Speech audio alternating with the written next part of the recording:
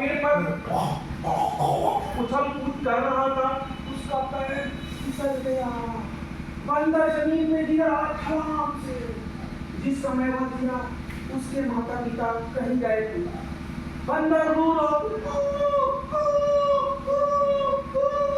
जब शाम हुई उसके माता पिता आए, अपने बच्चे को दिया देखी। अरे क्या हुआ चिंटू, तुम्हें छोड़ना चाहिए। चिंटू रो रहा था। उसके माता पिता चिंटू को भालू डॉक्टर के पास लेके गए।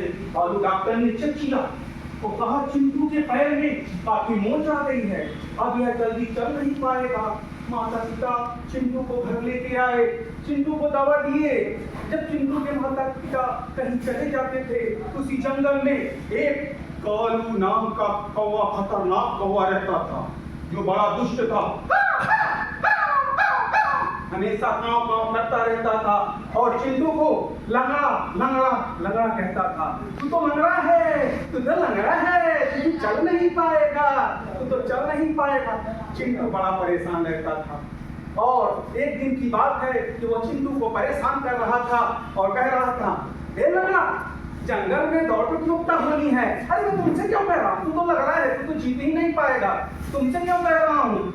और ये बात और सुन लो, अगर तुमने मेरी बात अपने माता पिता से बताया तो मैं तुम्हारी आँख भी फोड़ दूंगा, तुमको अंधा कर दूंगा, अंधा कर दूंगा। चिंटू डर गया और उसी पेड़ पर एक तोता रहता था, ये सब बातें सुन रहा था।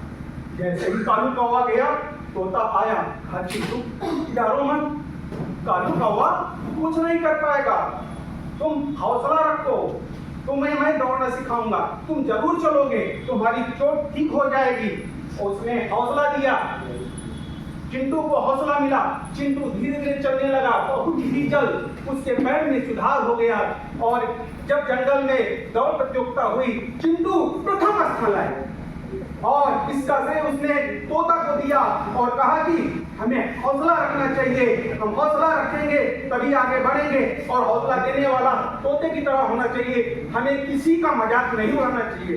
बच्चों, यहीं पर यह कहानी समाप्त होती है। धन्यवाद।